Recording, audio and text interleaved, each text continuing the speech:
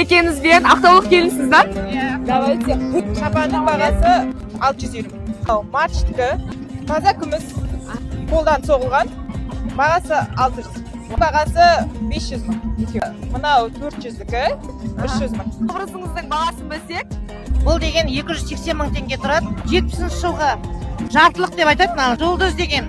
Ең бағалы бұрын деген әйел адамдар медицина жоқ кезінде, қуығы ауырған кезде осыны төменге қойып дәрісіндіргенде қуығы жазылып кеткен. Қазақтың ырымдары. 500 мың тұрады. 70 жылғы білезік, қина сол жылғы. Кәдімгі наборлар, бұлар дегенде 850 мың тұрады. Сырғасымен, сақинасымен. Кім екеніңізбен өте сұлу болып тұрсыз. Солды қайдан алдыңыз? Бағасы қанша, сол бойынша ақпарат беріп өтсеңіз? Ішік деп аталады. Менің анамнан қалған дүние. Қыз кезінде сырға салып айттырылғаннан кейін өзіне осы ішікпенен және мына ішіндегі бешбетті дайындаған. Өзбен көмкерген, мынаның барлығы қолынан шыққан дүние. 52 жылдай болып қалды бұл дүниені жасалғанына. Осы киіммен мамам дәл осы образда тұрмысқа шыққан. Анамның дүниесі бұның барлығы.